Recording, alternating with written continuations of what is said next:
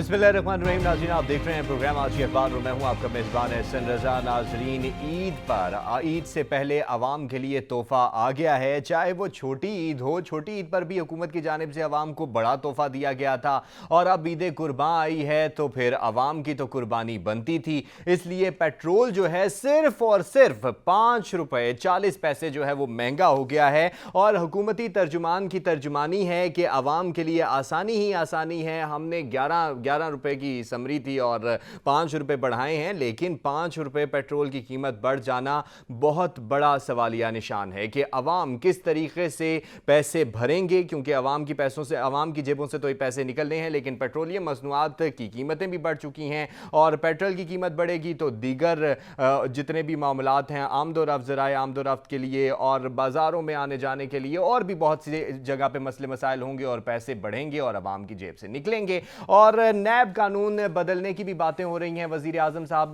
कहते हैं कि नैब के कानून बदल रहे हैं और बहुत से निजी इदारों के जो CEOs हैं बेहतरीन, वो सरकारी इदारों में नहीं आते। नैब के कवानीन के ऊपर बात करेंगे क्योंकि शौकत तरीन साहब ने भी कहा कि नैब के कवानीन बदलना ज़रूरी है क्योंकि इस वजह से ब्यूरोक्रेसी भी काम नहीं कर रही है। अब वज़ीर आज़म साहब कहते हैं कि नैब के कवानीन बदल रहे हैं। पहले अपोजिशन कहती थी नैब के कवानीन बदलें, लेकिन नहीं बदले जाते थे कि उनको फ़ायदा होगा, लेकिन अब बदले जा रहे हैं। तो ये सिचुएशन क्या है, इसके ऊपर भी बात करेंगे। कश्मीर जो है, आज़ाद कश्मीर में इलेक्शन, यहाँ पर सियासी रहनुमा मौजूद हैं और धड़ल्ले से एक दूसरे के ऊपर तानाजनी करने में भी मशहूर हैं सारे के सारे, और एक दूसरे के ऊपर तानाजनी कर भी रहे हैं, एक दूसरे की ज़ातियात को भी निशाना बना रहे हैं जो कि नहीं बनाना चाहिए। लेकिन एक दूसरे के ऊपर ज़ाती हमले करते हुए वो इस बात को भूल रहे हैं कि कश्मीर कॉज कहाँ है, क्योंकि नुकसान किसका होना है। कश्मीर में खड़े होकर कश्मीर के हवाले से कम अज़ कम बयानिया सबका एक होना चाहिए, ना कि उसे अपने सियासी मकासद के लिए इस्तेमाल करना चाहिए। जबकि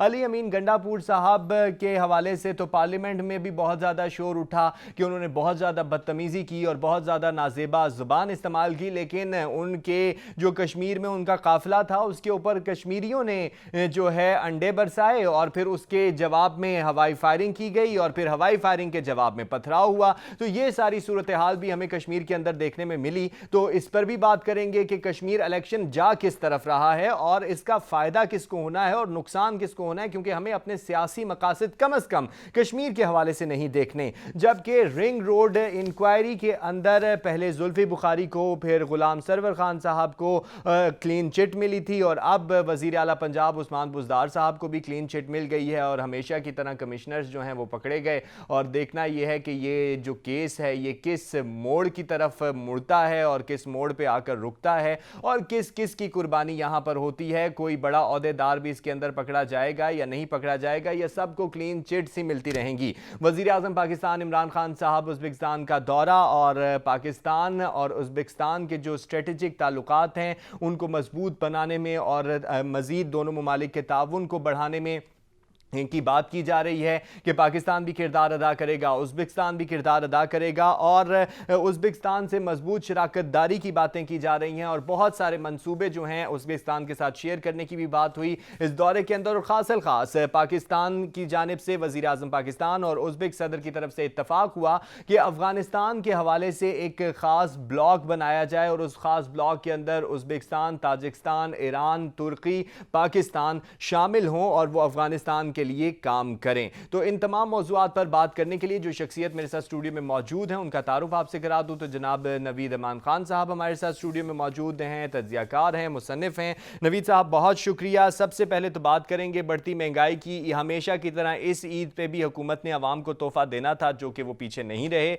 और उन्होंने इस दफ़ा भी एक बड़ा तोहफा दिया है, महज उनके मुताबिक महज 5 रुपये और आवाम के मुताबिक 5 रुपये। हाँ, यकीनन आप देखिए कि जो ईद उल फितर थी उसके मौके पर भी हुकूमत ने पेट्रोल की कीमत बढ़ाई थी और इस मौके पर भी हुकूमत ने पेट्रोल की कीमत बढ़ा दी। अब ये इतनी ज़्यादा है, पहले अदवार में तो चंद पैसे पेट्रोल की कीमत बढ़ा करती थी, 10, 15, 20 पैसे, 25 चोरों पैसे के अदवार में, जो चोर और डाकू थे सो कॉल्ड। आप ये देखिए कि जब उनके अदवार में इतनी कम कीमत बढ़ती थी तो ये उन्हें चोर डाकू कहते थे और जब यहाँ पर ये जो सादिक और अमीन की गवर्नमेंट आई है तो उसके बाद रुपयों में 5 रुपए, 6 रुपए, 7 रुपए के हिसाब से कीमत बढ़ती है। जो आप कलेक्टिवली देखें तो वो اربوں روپے بن جاتے ہیں، تو وہ عوام کی حکومت سے عوام کی جیبوں سے جاتے ہیں۔ عوام کی جیب سے پیسے حکومت کی طرف ضرور جائیں، لیکن حکومت کی طرف سے اس کے بدلے میں عوام کو کیا ملتا ہے؟ حکومتیں بھی عوام کو ان کا اپنا رسپانس لوٹانے کے پابند ہوتی ہیں۔ آئین پاکستان کے تحت حکومتوں کی ذمہ داری ہوتی ہے کہ عوام کے جان مال، عزت آبرو کی، ان کے روزگار کی کو تحفظ فراہم کرے۔ تو کیا پاکستان میں وہ تحفظ فراہم کیا جا رہا ہے؟ نہیں۔ آپ کو مجھے یہ بتائیں کہ کیا یہ نہیں لگتا کہ یہ بجٹ کے ثمرات ہیں؟ حالانکہ بجٹ سے تو پہلے کہا جا رہا تھا کہ ہم اس کی بھی قیمت نہیں بڑھائیں گے، ہم بجلی کی قیمت بھی نہیں بڑھائیں گے، ہم پیٹرول کی قیمت بھی نہیں بڑھائیں گے، عوام کے لیے آسانیاں پیدا کریں گے، لیکن یہ وہی انڈائریکٹ جو ٹیکسز کی بات ہو رہی تھی اب وہ ڈائریکٹ ہو رہے ہیں۔ دیکھیں جی، بجٹ کے حوالے سے تو آپ یہ ذہن میں رکھ لیجئے کہ بجٹ آنے کے بعد یہ نہیں ہوتا، اور خاص طور پہ اس حکومت کے دور میں تو یہ ممکن ہی نہیں ہے کہ آپ جو کہیں اور وہ کر بھی دیں۔ آپ نے کہا کہ بجٹ کے بعد یہ ایسا نہیں ہوگا، لیکن کیا ایسا ہو رہا ہے یا نہیں؟ بجٹ کو گئے ہوئے زیادہ دیر تو نہیں ہوئی، لیکن آپ نے پھر قیمتیں بڑھانا شروع کر دیں، تو عوام سے تو آپ ہر لمحہ وصول کر رہے ہیں۔ پہلے اشیاء خور و نوش کی قیمتیں بڑھیں، پھر بجلی کی قیمت بڑھی، اور اب پیٹرول کی قیمت۔ آپ دیکھیے کہ کسی شخص کی آمدنی اگر 1 روپیہ بھی نہیں ہے اور وہ کسی طریقے سے بھی کوئی چیز خریدتا ہے، چاہے وہ پانی ہی کیوں نہ ہو، تو پانی پر بھی وہ حکومت کو ٹیکس دیتا ہے۔ صبح سے لے کے شام تک پانی ہے، چائے ہے، سگریٹ ہے، کولڈ ڈرنک ہے، ڈبل روٹی ہے، آٹا ہے، جو چیز بھی آپ لیں گے آپ اس کے اوپر حکومت کو ٹیکس ادا کریں گے۔ تو آپ کتنا ٹیکس ادا کر سکتے ہیں؟ حکومت کو چاہیے کہ عوام کے حال پر رحم کرے اور عوام کو ریلیف دے، عوام کے لیے آسانیاں پیدا کرے، جیسے کہ پوری دنیا میں ہوتا ہے۔ اگر کسی ایک مد میں کوئی ٹیکس لگتا بھی ہے تو حکومتیں اپنی عوام کو اس کو کمپنسیٹ کر دیتی ہیں، اس کو دوسرے طریقے سے ریلیف دیتی ہیں کہ ان کو پتہ نہیں چلتا کہ ہم سے کچھ وصول کیا گیا ہے، عوام کو پتہ چلتا ہے کہ ہمیں حکومت نے دیا ہے۔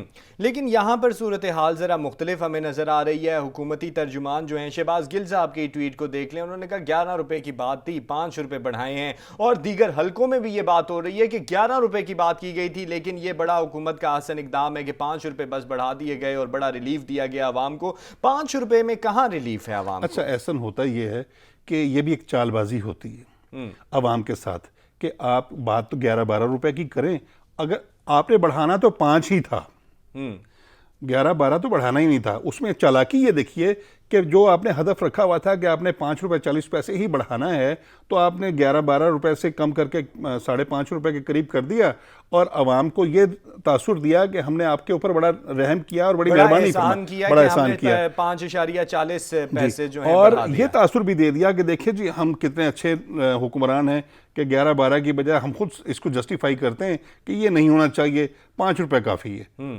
یعنی 5 روپے کافی حکومت کو نظر آ رہے ہیں۔ یہاں پر بریک لے رہے ہیں، بریک سے واپس آئیں گے اور اسی بڑھتی مہنگائی پر بھی بات کریں گے، کیونکہ 5 روپے عوام کی جان نکالنے کے مترادف ہیں، تو ہمارے ساتھ رہیے گا۔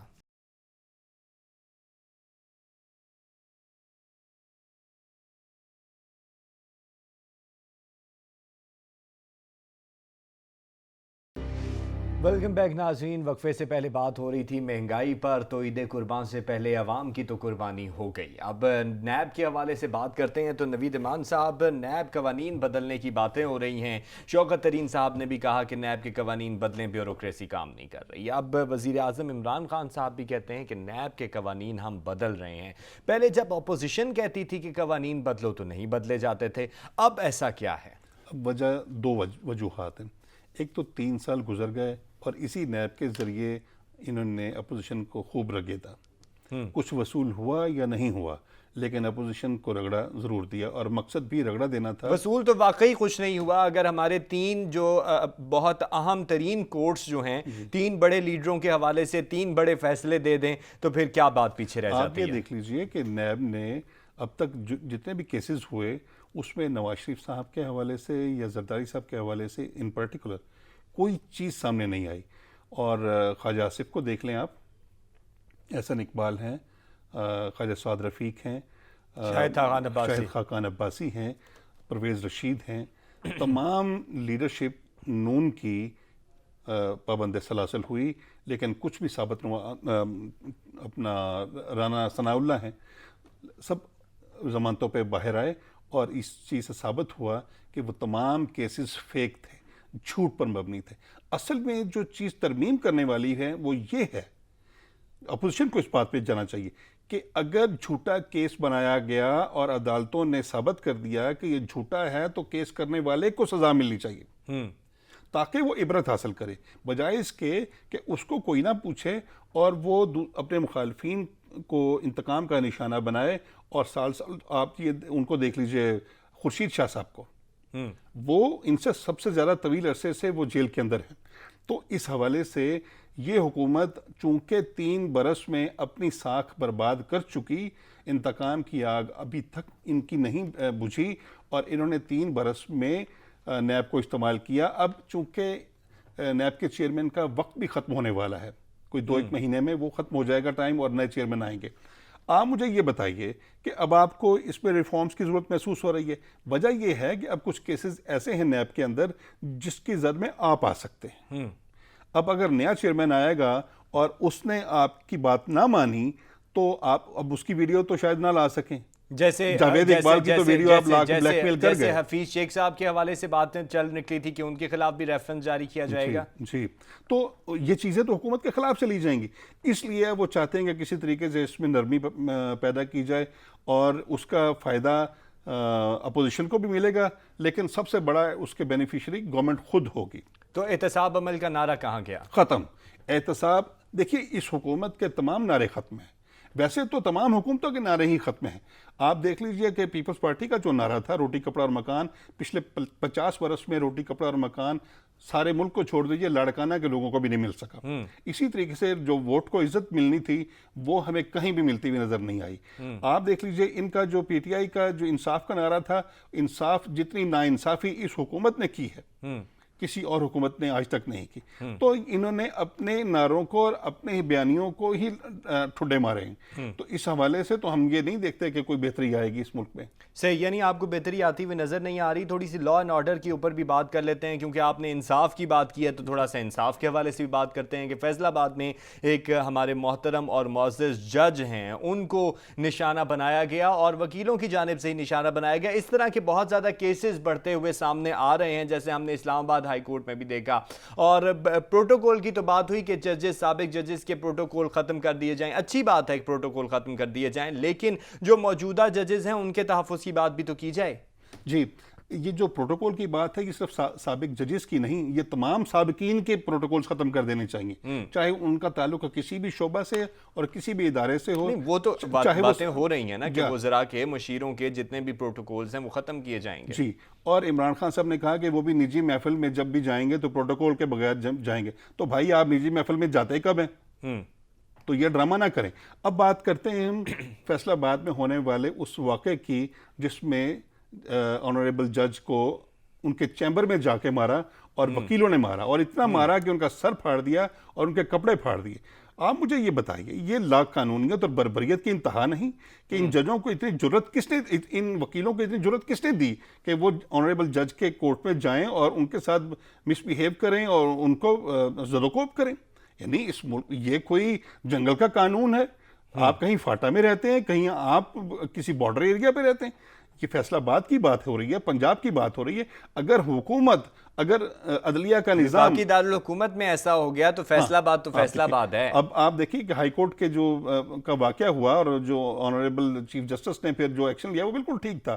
اسی طریقے سے ایک واقعہ کچھ مہینے پہلے ہوا تھا اٹک میں، فتح جنگ میں۔ وہاں پر ایڈیشنل ان سیشن جج محترمہ ڈاکٹر سائدہ تھیں، ان کو وکیلوں نے ان کے چیمبر میں گالیاں دیں اور برا بھلا کہا اور ان کو ہراساں کیا اور ان کی عدالت کو بند کرنے کی دھمکی دی۔ تو مجھے یہ بتائیے کہ ان ججز کو کون تحفظ فراہم کرے گا جو عوام کو انصاف فراہم کرنے کے لیے عدالتوں میں جاتے ہیں؟ ان کو انصاف کون فراہم کرے گا؟ اس کے لیے ہماری ہائی کورٹس اور سپریم کورٹس نے کوئی اقدامات کیے نہیں۔ قانون کے دعوے دار جو ہیں ہمیں نظر آتے ہیں اس طرح دست و گریباں، تو دونوں کو اپنا اپنا کام کرنا پڑے گا۔ ججز کے تحفظ کی بات بھی کرنی پڑے گی، اور جتنے بھی ہمارے وکلاء ہیں تو ہمارے ہی، لیکن ان کو بھی دائرہ کار بننا پڑے گا اور ان کے اندر جو ہمارے بہت سارے وکیل ہیں بہت ہی بہترین کام کر رہے ہیں، لیکن ان کے اندر بھی کوئی شرپسند عناصر آ جاتے ہیں جہاں ہر جگہ پہ آتے ہیں تو ان کو بھی پکڑنے کے حوالے سے بات ہونی چاہیے اور اس حوالے سے بھی قانون سازی کی ضرورت ہے. کشمیر کے صورتحال کے اوپر بھی بات کرتے ہیں. آزاد کشمیر میں الیکشن جاری ہیں لیکن جو سیاسی رہنما وہاں پر موجود ہیں ایک دوسرے کو گالیاں دینے میں مصروف ہیں. اگر یہی لفظ استعمال کر لیا جائے تو بے جا نہیں ہوگا. اس کو کس طرح سے دیکھ رہے ہیں کہ بد زبانی بد کلامی جو ہے سیاسی رہنماؤں کا شیوا اور پیشہ بنتی جا رہی ہے؟ اچھا جی، یہ احسن جو کشمیر میں ہو رہا ہے مختلف پارٹیوں کی الیکشن کیمپین کے حوالے سے، اس کے دو تین پہلو ہیں. ایک تو یہ ہے کہ جو بد کلامی کا چلن ہے وہ ہمارے لیے ترہ افتخار بن گیا ہے. ہماری پارٹیوں کے جو لیڈرز ہیں، خاص طور پہ عمران خان صاحب کے حوالے سے ہم بات کریں تو وہ بد کلامی کو پسند کرتے ہیں. یعنی ان کی خواہش ہوتی ہے کہ ان کے ممبرز اور ان کے وزراء اور ان کے معاونین جتنے بد کلام ہوں اور جتنا اپوزیشن کو رگے دیں اتنا وہ پلیئر فیل کرتے ہیں. اس کی مثال میں دیتا ہوں کہ فردوس اشق اعوان نے جب 2-3 موقع پہ اس طرح کی حرکت کی تو انہوں نے اس کو سلب نہیں کیا، اس کو ڈائریکشن نہیں دی، بلکہ انہوں نے کہا کہ تم نے بہت اچھا کیا. جب آپ یہ شے دیں گے تو پھر اس ملک میں نفرت اور اس ملک میں فاصلہ اور اس ملک میں دشمنیاں ہی بڑھیں گی. یہ جو تبدیلی کے دعوے دار تھے نا، انہوں نے تو ملک کے اندر تہذیب لے کے آنی تھی. یہ تو عجیب طرح کی تبدیلی آ گئی. یہ تو بد تہذیبی لے کے آ گئے نا مزید. ہمارا ملک تو پہلے ہی تباہ حال تھا لیکن انہوں نے تو ملیا میٹ کر دیا.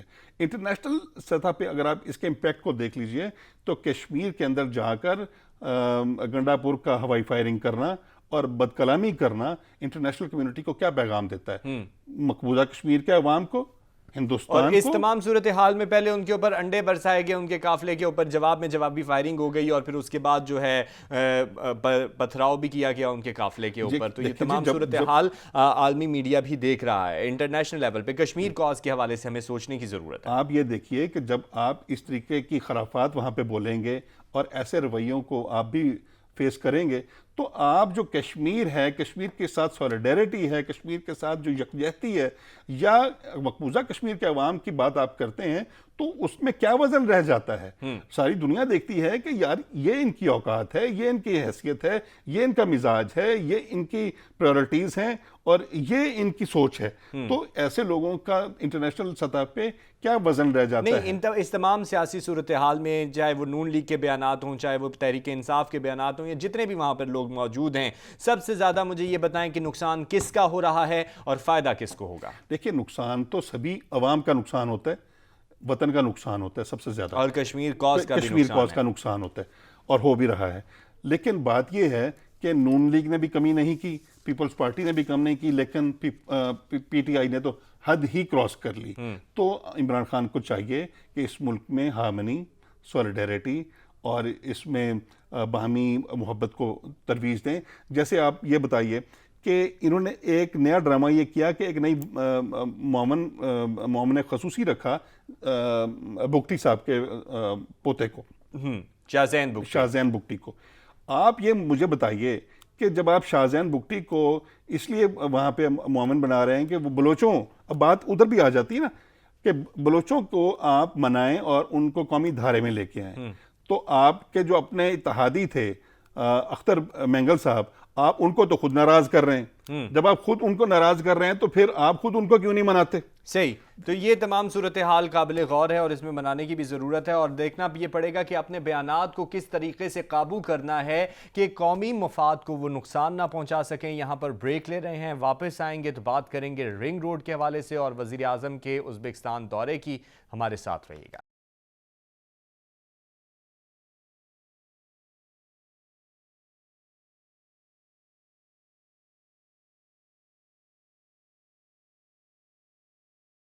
ویلکم بیک ناظرین. بات ہو رہی تھی کشمیر الیکشن کے حوالے سے. اب تھوڑی سی بات کر لیتے ہیں رنگ روڈ کے حوالے سے. تو نوید صاحب، رنگ روڈ کی انکوائری ہوئی، ہم نے بھی بڑے ڈیٹیل اس کے اوپر پروگرامز کیے، لیکن رنگ روڈ کی انکوائری رپورٹ جو ہے وہ فائنل آ گئی منظر عام پر. پہلے اس میں ریلیف ملا تھا جناب زلفی بخاری صاحب کو اور جناب غلام سرور صاحب کو. اب جب رپورٹ آ چکی ہے تو وزیر اعلیٰ پنجاب عثمان بزدار صاحب کو بھی اس میں ریلیف مل چکا ہے. ہمیشہ کی طرح پکڑے چھوٹے ہی گئے.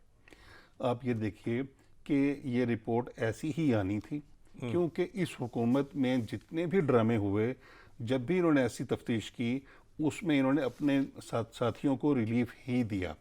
انہوں نے تفتیشیں بھی ضرور کی یہ ثابت کرنے کے لیے کہ دیکھیں جی ہماری حکومت تو انصاف پہ مبنی ہے، ہم تو اپنوں کی بھی تفتیش کرتے ہیں اور ان کو بھی نیب کے حوالے کرتے ہیں اور ان کے اوپر بھی کیسز بناتے ہیں، لیکن پھر ہم ان کو ریلیف بھی دیتے ہیں اور ان کو کلین چٹ دے کے یہ ثابت کرتے ہیں کہ دیکھو جی اسی تے بڑے دودھ کے دھلے ہوئے ہیں۔ آپ یہ دیکھیے کہ یہی زلفی بخاری صاحب، ان کی ہمشیرہ سکینہ بخاری کی 137 کنال زمین رنگ روڈ میں آئی اور انہوں نے کروڑوں روپے وصول کیے اور اس کے یہ بینیفیشری ہیں، اور یہ بات اگر مجھے پتا ہے تو وزیر اعظم صاحب کو نہیں پتا، نیب کو نہیں پتا، اس کو جو اینٹی کرپشن کا ادارہ ہے جنہوں نے یہ تفتیش کی ان کو نہیں پتا۔ اصل بات یہ ہے کہ چونکہ یہ گورنمنٹ اپنے ہی ساتھیوں کو بینیفٹ دیتی ہے، اس کو کلین چٹ دیتی ہے اور پھر وہی ہار پہن کے دوبارہ آ جاتے ہیں۔ لیکن وہ یہ بھی کہتے نظر آتے ہیں کہ دیکھیں ہم نے انکوائری کروائی ہے، اس کے اوپر انکوائری تو ہو ہی نہیں رہی تھی، ہم نے انکوائری کروائی ہے۔ یہی تو ڈرامہ ہے کہ آپ خود ہی انکوائری کروا کے خود ہی کلین چٹ لے لیتے ہیں، اور اس میں ہمیشہ یہ ہمیشہ کی بات ہے، یہ اب کی بات نہیں ہے کہ ہمیشہ بیوروکریٹ ہی پھنستا ہے اور اسی کو ہی مورد الزام ٹھہرایا جاتا ہے کیونکہ اس کو استعمال کیا جاتا ہے، اور وہ چونکہ پولیٹیکل پریشر ہی ہمارے ہاں استعمال ہوتا ہے۔ انہوں نے کہا تھا پی ٹی آئی والوں نے کہ جب ہم آئیں گے اقتدار میں تو ہم سیاسی اثر و رسوخ کو ختم کر دیں گے، جبکہ ان کے دور میں سیاسی اثر و رسوخ اتنا زیادہ بڑا ہے کہ لوگوں نے یا تو کام کرنا چھوڑ دیا ہے یا پھر وہ کرتے ہیں تو انوالو ہوتے ہیں، اور جب انوالو ہوتے ہیں تو پھر وہ یوں بھگتتے ہیں، تو جب نتائج آتے ہیں تو پھر پکڑے وہ جاتے ہیں۔ یہ تمام صورتحال ہے، اس احتساب کا نعرہ تھا وہ نعرہ ہی رہا، اور سیاسی معاملات کو بھی چلانا ہے، اور یہ کہا گیا کہ سیاسی طور طریقوں کو ہم نہیں چلائیں گے اور اثر و رسوخ استعمال نہیں کریں گے، لیکن کیا جا رہا ہے۔ مزید بھی انکشافات ہوں گے اس کے اندر اور پھر اس کے اوپر بھی مزید بات کریں گے۔ وزیر اعظم صاحب ازبکستان کے دورے پر ہیں، انتہائی اہم نوعیت کا دورہ ہے۔ وزیر اعظم صاحب کے دورے کو کس طرح سے دیکھ رہے ہیں، کیونکہ ازبکستان کے ساتھ بہت زیادہ اسٹریٹجک تعلقات کو بڑھانے پر اور تعاون کو بڑھانے پر بھی بات ہوئی ہے، اور مضبوط تجارتی شراکت داری پر بھی بات ہو رہی ہے، بہت سے منصوبوں پر دستخط بھی ہوئے ہیں۔ اچھا، ازبکستان کا جو دورہ ہے اس کے مقاصد کچھ اور تھے، لیکن وزیر اعظم صاحب جو ہمارے بالکل سیاست سے اور سفارت سے فارغ ہیں، انہیں پتہ نہیں چلتا کہ وہ ان سے کیا ثمرات سمیٹیں گے۔ انہوں نے وہاں پہ جا کے کرکٹ کی بات کرنی شروع کر دی اور دوسری تیسری جو ظہیر الدین بابر صاحب ظہیر الدین بابر کے ساتھ فلم کی بات کرنی شروع کر دی۔ آپ کو عقل کو ہاتھ ماریں، آپ کر کیا رہے ہیں؟ ازبکستان کے فورم کا جو اصل تعلق ہے وہ افغانستان کے ساتھ ہے۔ افغانستان کے اندر جتنے حالات خراب ہیں، جتنی وہاں پہ خانہ جنگی ہو رہی ہے اور جتنے گروپ وہاں انوالو ہیں، عام طور پر تو یہ کہا جا رہا ہے کہ وہاں پہ طالبان حکومت کے خلاف لڑ رہے ہیں، جبکہ وہاں پہ 7 گروپ اس وقت نبرد آزما ہیں ایک دوسرے کے ساتھ۔ عبدالرشید دوستم، احمد شاہ مسعود کے بیٹے احمد مسعود، عبدالغنی جو کامران زئی، اسماعیل خان، عبدالبصیر صاحب، یہ تمام وہ لوگ ہیں جو وار لارڈز ہیں، جو ایک دوسرے کے ساتھ بندوقیں اٹھا کے اپنے ہی عوام کو مار رہے ہیں۔ ایسے حالات میں افغانستان کے ساتھ آپ تعلقات کیسے ٹھیک رکھیں گے؟ وہاں پہ حالات کو کیسے قابو کریں گے؟ اصل مقصد اس کا ازبکستان کے اندر یہ تھا، اس کو ان کو سمجھ نہیں آئی اور انہوں نے کبھی وہ فلم کی باتیں کرنا شروع کر دی، کبھی کرکٹ کی باتیں کرنا شروع کر دی۔ آپ کو پتہ نہیں چلتا کہ آپ کس طریقے سے لیکن افغانستان کے حوالے سے بھی بات ہوئی، افغانستان کے حوالے سے نیا بلاک بنانے کی بات کی جا رہی ہے۔ نیا بلاک ضرور بنے ہوگا، اس بلاک کے اندر پاکستان ہوگا، ایران ہوگا، ازبکستان ہوگا، تاجکستان ہوگا، ترکی ہوگا۔ اس میں چائنا نہیں ہوگا۔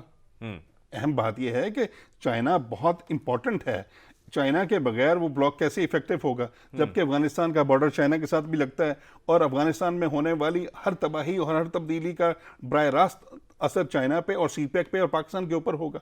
آپ یہ دیکھیے کہ افغانستان میں جیسے حالات پیدا ہو رہے ہیں، آپ کے تعلقات طالبان کے ساتھ یا اشرف غنی گورنمنٹ کے ساتھ یا وہاں پہ تمام جو وار لارڈز کے ہیں ان کے ساتھ متوازن ہونے چاہیے، بغیر انوالومنٹ کے، بغیر ڈکٹیشن کے۔ آپ سفارت کاری سیکھیں، دنیا سے سیکھیں، آپ برطانیہ سے سیکھیں، چائنا سے سیکھیں، اپنے ہمسایوں سے، چاہے وہ آپ کے دشمن ہی کیوں نہ ہو، آپ سفارت کاری ان سے سیکھیں۔ آپ سفارت کاری جو توازن کا نام ہے، آپ ایک ایٹمی طاقت ہیں، آپ نے دنیا میں آگے بڑھنا ہے۔ یعنی کہ سفارت کاری میں توازن نظر نہیں آ رہا، وہاں جا کر افغانستان کے حوالے سے بہت سی پالیسیز کو واضح کرنا تھا۔ افغانستان کے حوالے سے ہم دعا گو ہیں کہ وہاں پر امن قائم ہو۔ اپنا بہت سارا خیال رکھیے گا۔ پاکستان زندہ باد، اللہ حافظ۔